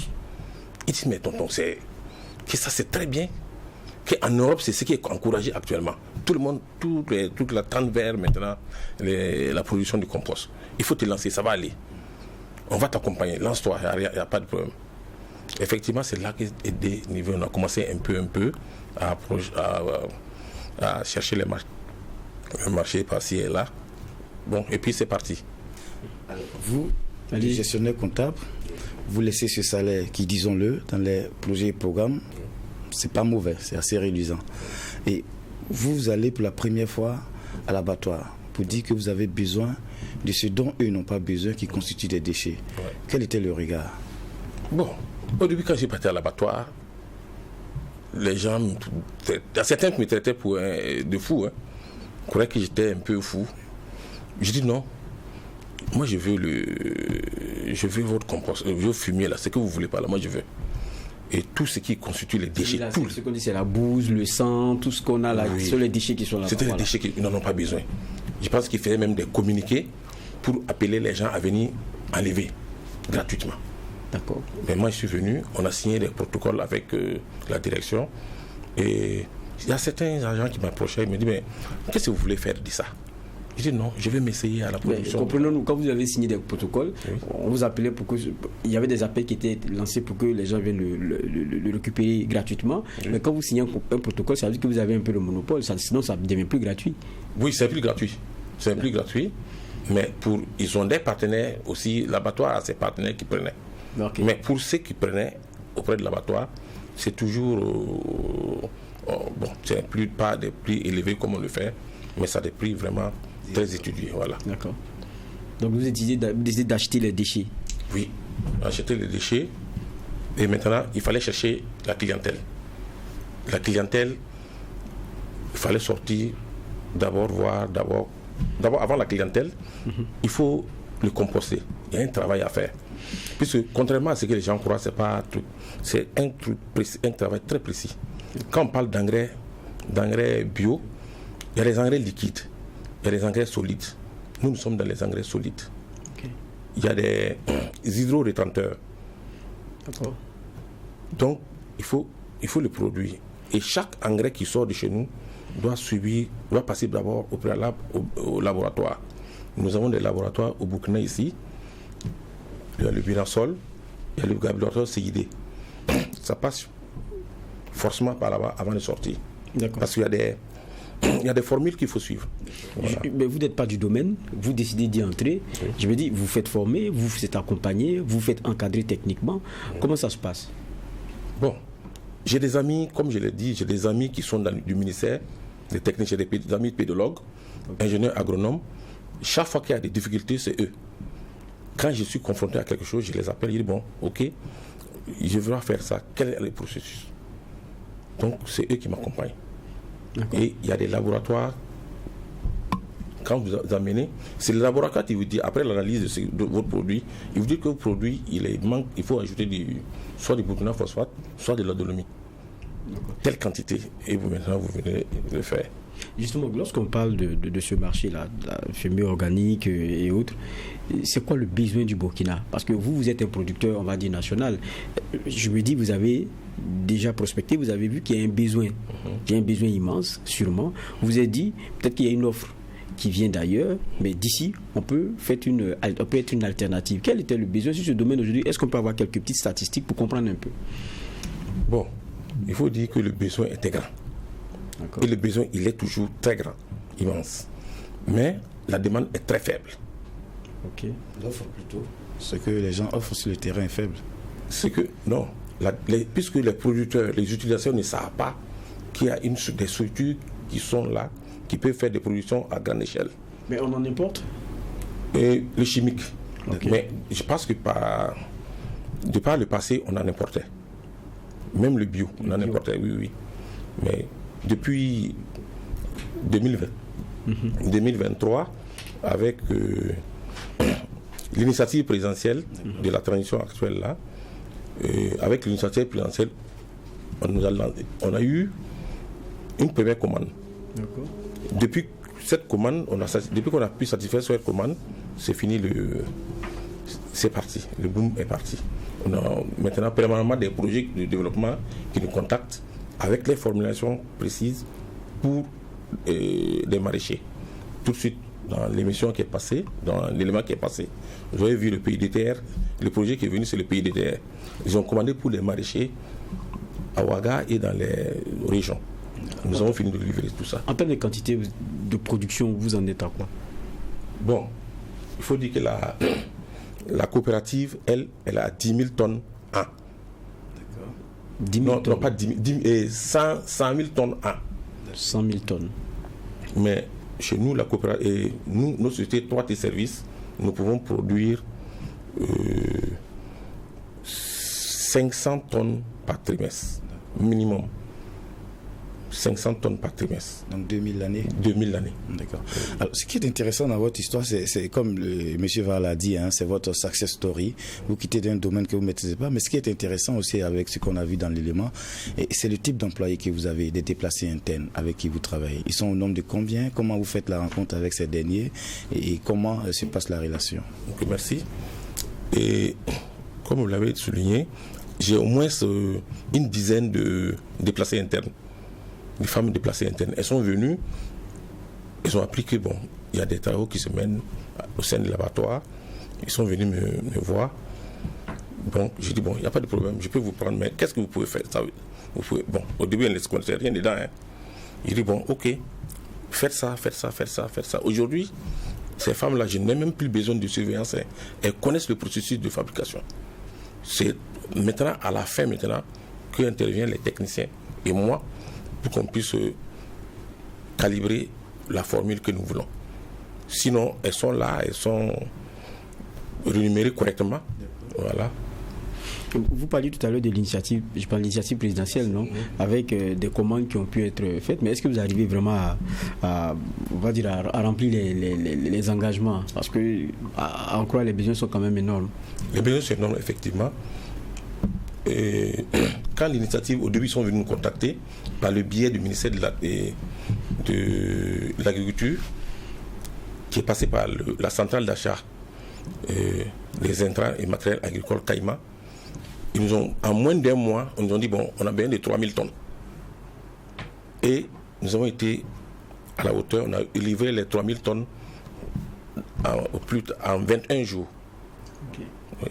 Et c'est ça qui est servi pour l'initiative présidentielle. Mais jusqu'à présent, nous attendons pour l'offensive. Ok. Et peut-être moi une dernière question, parce que pour nous c'était un peu l'histoire aussi on voulait un peu partager. Au départ, c'est jamais rien de ce, parce qu'il y a beaucoup qui disent bon, je suis parti de rien. On n'est pas jamais de rien. Il faut constituer un capital.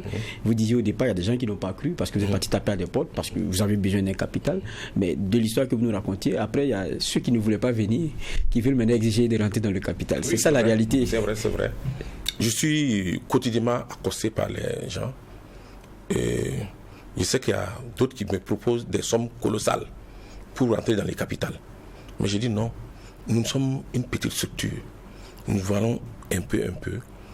Si je prends cet argent et que j'échoue, je ne pourrai pas le rembourser. Le capital, c'est des amis. C'est des aides, des amis et de la famille. C'est eux qui ont permis de constituer ce capital. Sinon, aucune institution financière nous a accompagnés. Mais dans votre projection, si vous voulez parler, parce qu'on parle aussi d'économie d'échelle, tout à l'heure vous disiez les besoins sont très importants. Quand on parle de 3000 tonnes en termes de production, c'est pas rien. Si on vous demande demain par exemple de nous fournir 25 000, 30 000, on y va, vous serez obligé d'aller dans une production d'échelle. Vous n'allez pas vous contenter de ce dans quoi vous êtes. Est-ce que ça aussi c'est des projections que vous faites?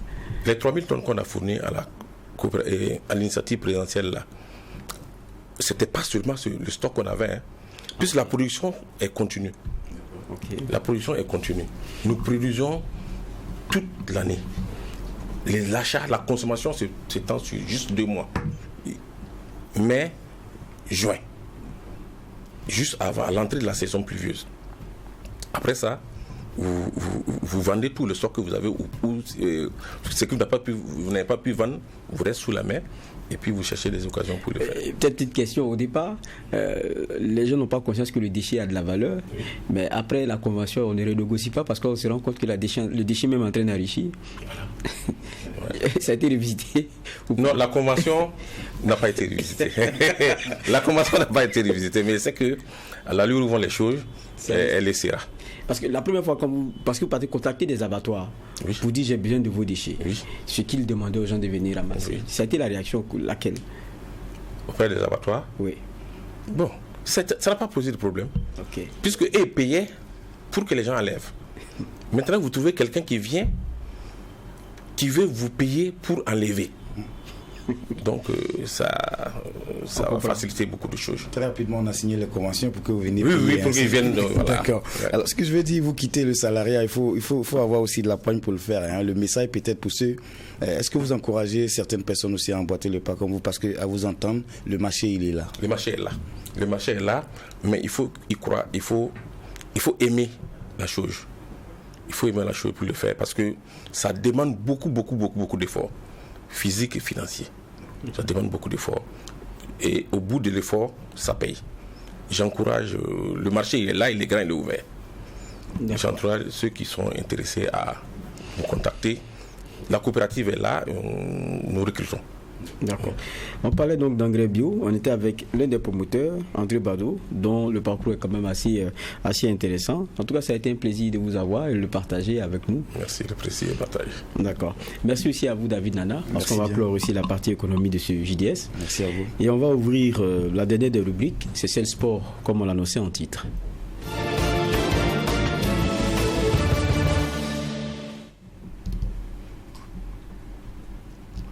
En sport, on sait, l'actualité elle est marquée par le bras de fer qui a repris entre clubs et Fédération burkinabé de football.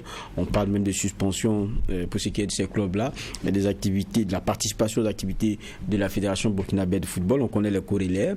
Et il y a aussi la question des infrastructures sportives avec la rénovation des stades qui pourraient permettre aux étalons de pouvoir abriter aussi certaines rencontres. Tout cela a été l'objet de discussions et le ministre est d'ailleurs ressorti là-dessus. Nous vous proposons ce qui a été dit par le ministre en charge des sports sur ces questions-là avant des échanges sur ce plateau.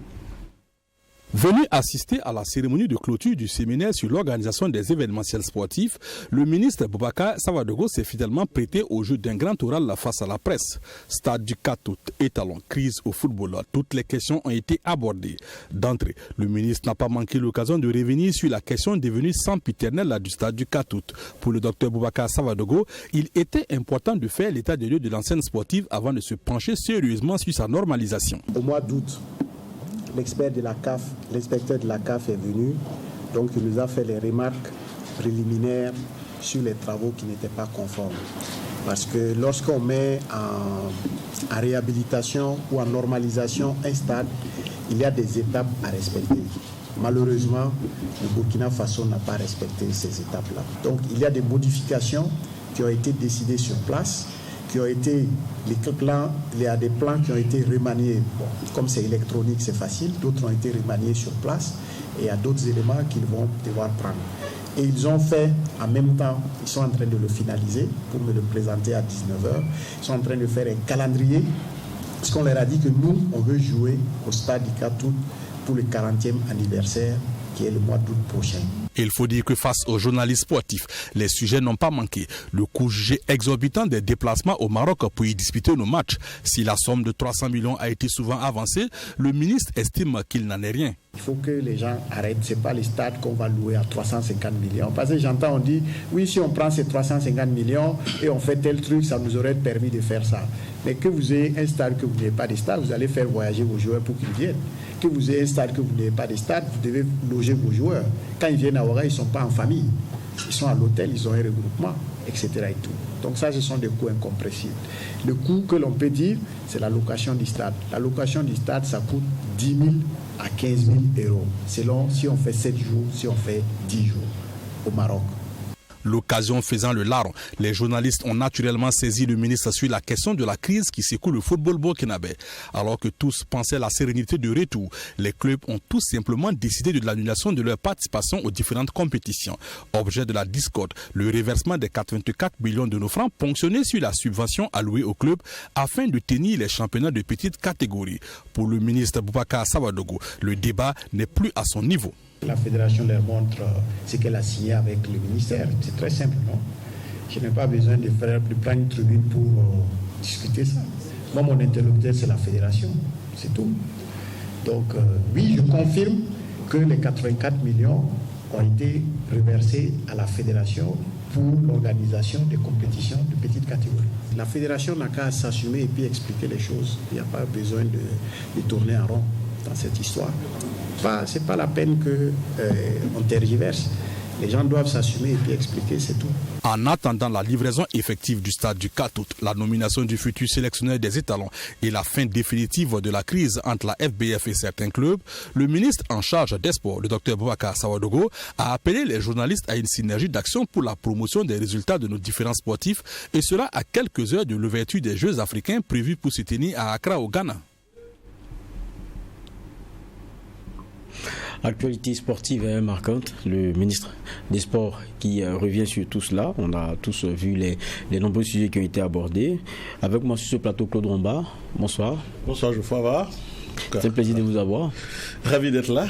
C'est vrai que c'est depuis la CAN. Hein? Oui, on a des retours, on est là. Donc, voilà, c'est bien. On a écouté le ministre tout à l'heure revenir sur les sujets d'actualité. On a la question de la crise. Il y a les clubs qui ont remis sur la table le problème, notamment avec la Fédération burkinabé de football, concernant la retenue des 25%. On a vu la question aussi des infrastructures sportives. Il a donné un chiffre, c'est 10 000, 15 000 euros, la question de la location des stades. Mais dans tous les cas, ça reste un manque à gagner. Et puis, quand on parle du stade, il y a la question de la rénovation qui devient un problème, avec un technicien aussi venu.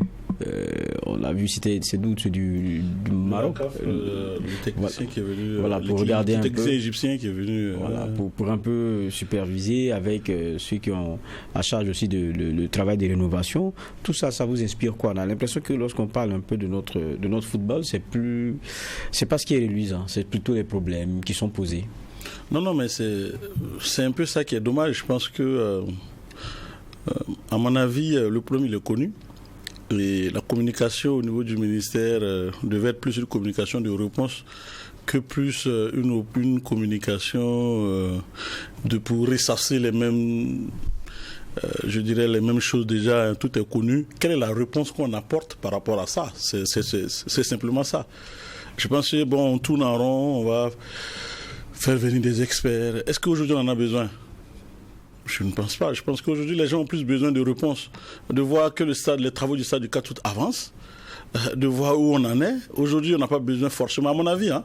Je ne pense pas. Il faut avoir la certitude qu'ils finissent aux normes. Parce que si vous fixez le travail, oui, mais les normes, et vous vous rendez compte que dans le process, il y a encore eu des péchés, ça risque de nous remonter encore à la figure. Je suis tout à fait d'accord avec vous. C'est pour cela que j'ai dit il faut plutôt aller vers des comment dirais-je, la communication de réponse avec des activités qui nous permettent de sortir de l'ornière. Voilà, il n'y a pas si longtemps que ça, on avait fait venir donc un membre de la CAF qui est venu à grande pompe, qui a même dit tout ce qu'il y avait comme problème. Encore on fait venir un homme de la CAF sans que on nous montre, après le départ donc de celui qui est venu, qui a même été reçu, je crois, par le Premier ministre ou le Premier ministre, qui est revenu depuis son départ. On envoie encore un autre expert. Entre son départ et l'arrivée de cet autre expert, qu'est-ce qui a été fait? C'est de ça qu'il s'agit. Là, en ce moment, on aurait vu une réponse. On a dit oui, le gars est venu nous dire que notre stade n'est pas aux normes, chose qu'on savait déjà. Notre stade n'est pas aux normes, bon, les vestiaires sont ici, sont comme ça, il faut peut-être quoi et quoi. Ça maintenant, c'est sûr. Maintenant, qu'est-ce que l'autre va venir nous dire de plus? Voilà, je pense qu'il faut à un moment donné aller vers des actions qui nous permettent donc de poser, d'aller vers la résolution de la crise, vers la résolution donc de la situation. Mais alors, apparemment, c'est plusieurs faux fuyants. On va encore faire venir d'autres experts. Après lui, encore d'autres experts vont venir. Alors que les critères de la CAF sont connus. Voilà, ces critères de normalisation là sont connus. Maintenant, si c'est la rénovation, comme le ministre a dit, ça dépend de ce que vous voulez donner. Donc ça veut dire que c'est des choses, si vous décidez de rénover en apportant donc de la voirie, en apportant donc de l'assainissement, en apportant donc un peu de ceci, ça, c'est de votre prérogative. C'est vous qui avez identifié ce dont vous avez besoin. Je ne sais pas si vous me faites comprendre. Là, en ce moment, vous faites de la rénovation à partir des éléments que vous estimez qu'il faut y avoir pour peut-être un certain nombre de commodités. Mais au niveau de la CAF, les critères sont déjà édictés. Les critères sont sur le site de la CAF. Voilà, peut-être qu'un expert va venir normalement quand un expert vient, c'est pour inspecter, pour voir si effectivement on peut homologuer votre stade. C'est ça. Est-ce que vous êtes passé d'un plan A, d'un point A vers un point B? Et si vous êtes arrivé à ce point B là, est-ce que c'est satisfaisant? Est-ce qu'on peut vous donner de façon provisoire donc le quitus pour que vous puissiez jouer, recevoir vos matchs? Je pense que c'est un peu ça. Il faut aussi aller selon les objectifs qu'on se fixe. Maintenant, si nous on s'est fixé comme objectif de faire et de la rénovation et comment dirais-je, de la normalisation, en ce moment on se donne un délai plus grand. Personne ne parlera. Justement, parlant de délai, on a comme l'impression qu'à chaque fois, c'est pas la première fois, c'est pas le Premier ministre qui hérite de ce dossier-là. On a l'impression qu'à chaque fois, on trouve la pression et l'engagement à pouvoir dire voilà, dans tel délai on va faire ceci. Et après, à côté, on a comme l'impression qu'on reconnaît très bien que le délai même ne va pas se tenir, parce que lorsqu'on parle de certains matchs, on n'entrevoit pas, qui pourraient se faire même dans le délai, on n'entrevoit pas les faits. Je suis d'accord avec vous. C'est pour ça que je dis, il faut aller. Ça veut dire qu'aujourd'hui, moi, j'aurais compris que le ministre des Sports nous dise que faisons une croix sur le stade du 4 août au moins pendant 2 ans ou 3 ans. Parce que nous, on veut faire quelque chose.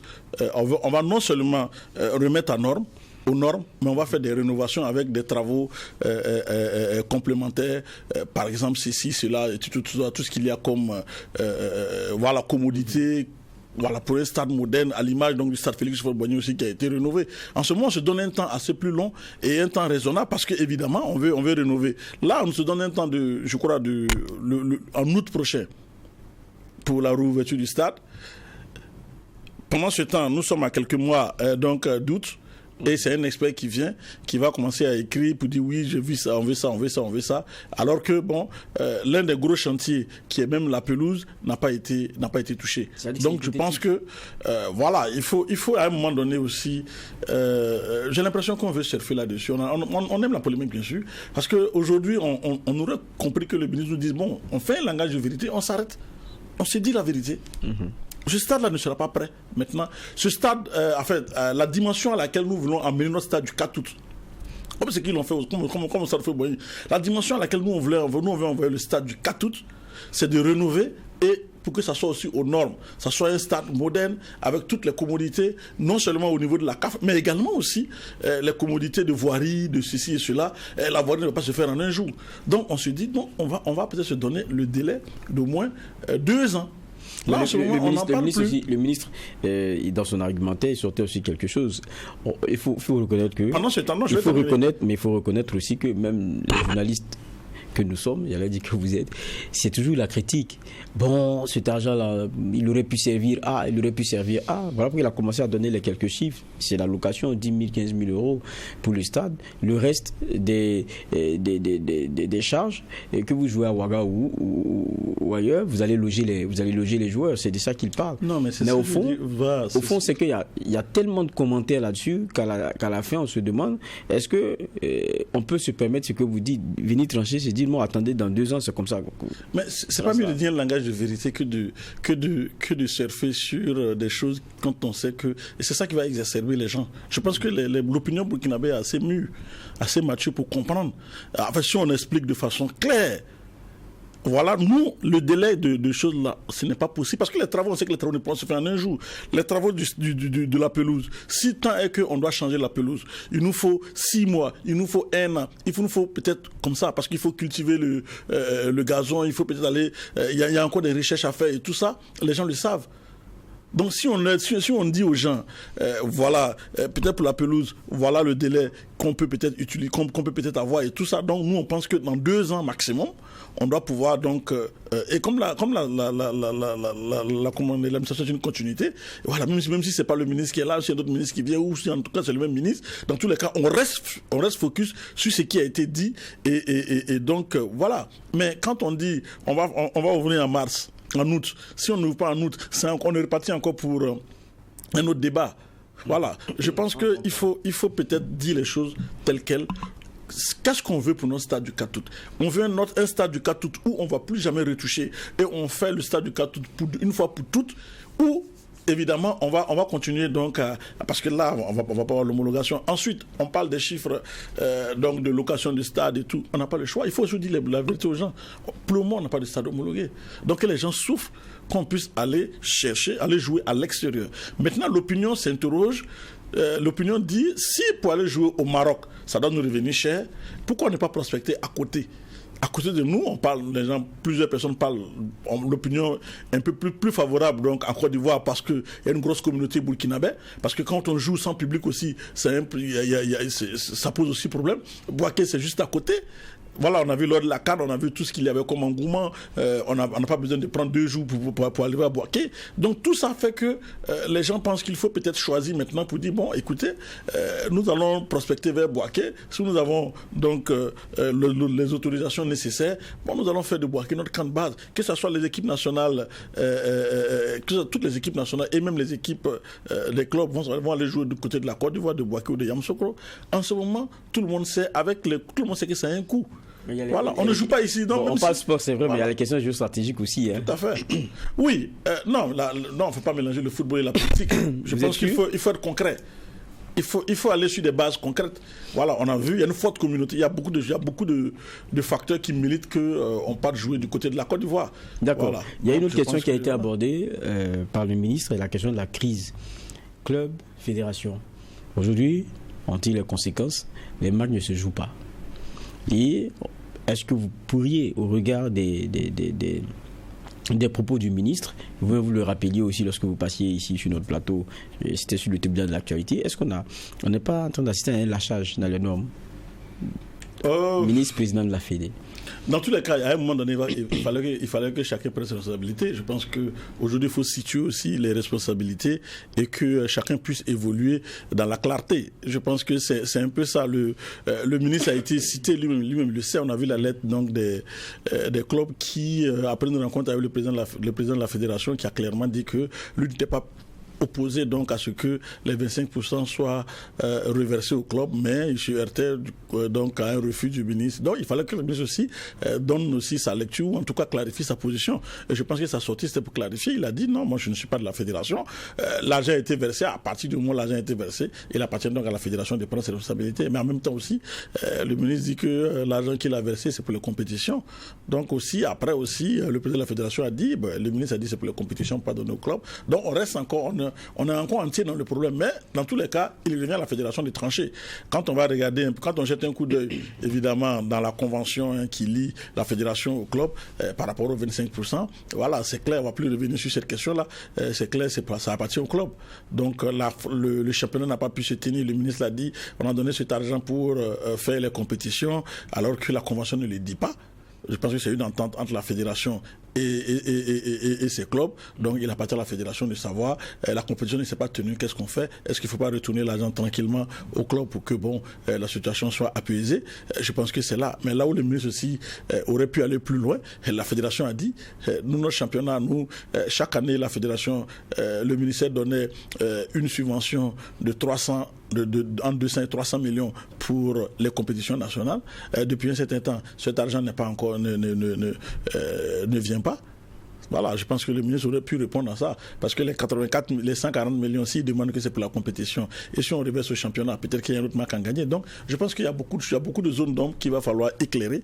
Et évidemment, dans tous les cas, dans cette situation, c'est le président de la fédération qui doit prendre ses responsabilités par rapport donc à cette situation. Et comme les clubs l'ont dit, il est là pour travailler pour l'intérêt des clubs.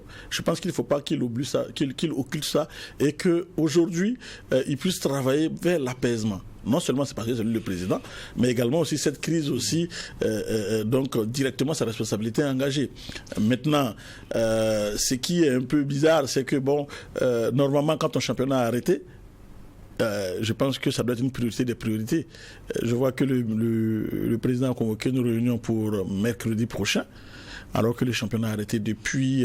Justement, voilà. Donc je pense que ça allait être ma question. On avait reçu ici la Ligue professionnelle de football avec le calendrier qui avait été sorti pour tenter de sauver les choses. On a même été obligé de jouer pendant la CAN, ce qui veut dire que les délais étaient très short. Tout à fait. Est-ce que avec cette nouvelle date voulue, ça nous fait quoi, pratiquement 10 jours, non? On va perdre, on va perdre déjà le week-end, c'est-à-dire que ce week-end est déjà consommé.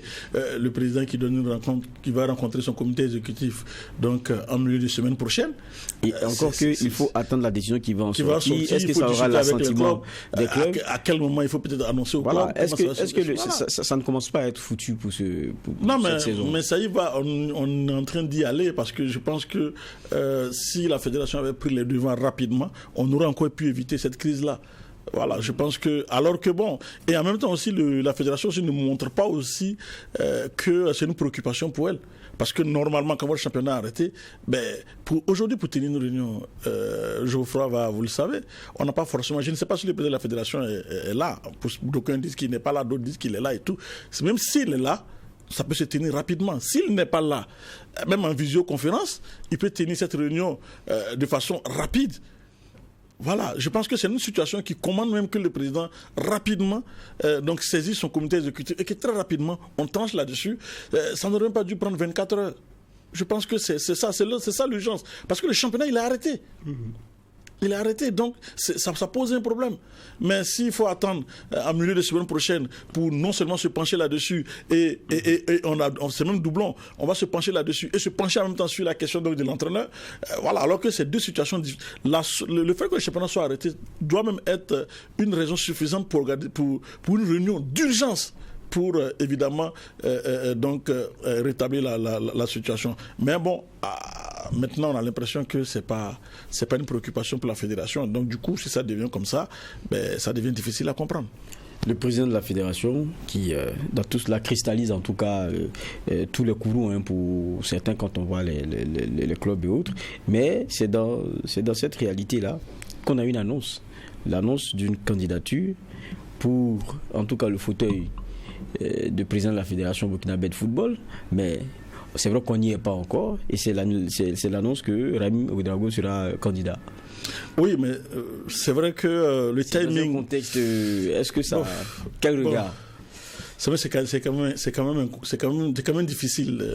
De toute façon, tout le monde savait que Raïm avait des velléités d'être candidat. Non, maintenant, pas des velléités, des ambitions. Des ambitions, pas des velléités, merci. Des ambitions d'être candidat, merci voilà. Pour le mot. Des ambitions d'être candidat, ça au moins c'était connu.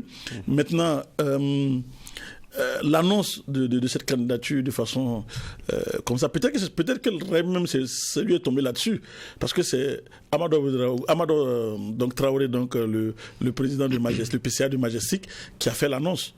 Voilà, donc qui a fait la confidence. Je ne sais pas si c'était une confidence. Voilà, Raïm allait le voir dans une confidence et demander son soutien parce qu'il avait des ambitions, en tout cas, d'être président de la fédération, donc à partir de ces élections-là. Et donc, lors de l'interview, il a lâché le mot. Voilà. Et que ce qui paraît encore plus incongru, c'est que le PCA de Majestic lui-même est contre le fait qu'on arrête le championnat. Voilà, il est contre le fait qu'on arrête le championnat parce que si on veut le développement du football, on peut pas, faut pas prendre de telles décisions extrémistes. En même temps, Raïm Ouedraogo est signataire ou est solidaire des clubs, les signataires donc de la note d'ultimatum, donc fait partie de ceux qui ont décidé de boycotter le championnat ou en tout cas de suspendre leur participation aux activités de la fédération. Et en même temps, le PCA de Majestic dit qu'il faut soutenir Raïm parce que donc en même temps lui-même il dit, donc ça commence à être un peu difficile à comprendre. Il y a beaucoup d'incongruités, mais ça veut dire aussi que voilà. il faut dire aussi que la situation actuelle suggère que ceux qui ont les ambitions commencent à les mettre un peu sur la table, mais à se préparer. Parce que quoi qu'on dise aujourd'hui, quand on regarde, on a comme l'impression qu'il y a un président de la fédération qui cristallise tout. Et donc ça devient un peu pour beaucoup le problème. Certains en tout cas ne le voient pas comme étant le problème, mais plutôt la solution, et que le problème c'est plutôt les autres.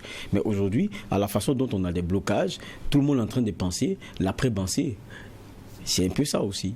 Peut-être aussi que la sortie du président donc, du PCA donc de Majestic, qui était quand même l'un des soutiens forts de Lazare Bansé, montre également aussi que, comme vous l'avez dit, si le ministre lâche le président de la fédération, l'un de ses soutiens forts aussi, c'est Amadou Traoré aussi, qui le lâche aussi en plein vol en disant que bon, aujourd'hui, nous, on pense qu'il faut voter pour Raïm Ouedraogo, qui pourrait être donc la solution. Donc, c'est aussi ça. C'est aussi une autre lecture qu'on peut faire pour dire que bon, c'est une façon pour lui aussi de se démarquer rapidement. Donc, même s'il n'appelle pas au boycott donc, du championnat ou à suspendre les activités organisées par la fédération. Mais en même temps aussi, il veut aussi montrer que de façon claire, il n'est pas avec le président de la fédération burkinabé de football. Je pense que ça aussi, ça peut être aussi une autre grille de lecture.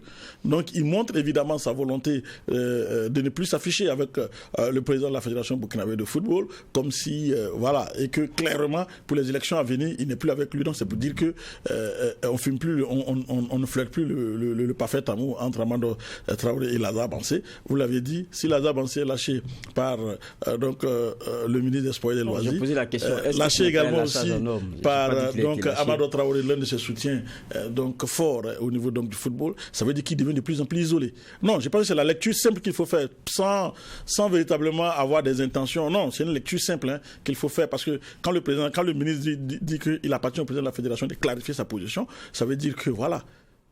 Donc Kamada aussi dit que je demande à voter pour Raïm Ouedraogo, ça veut dire voilà, je pense que c'est une lecture simple. Ça veut dire que de plus en plus le président de la fédération burkinabé de football, Lazare Bansé, isolé de plus en plus isolé.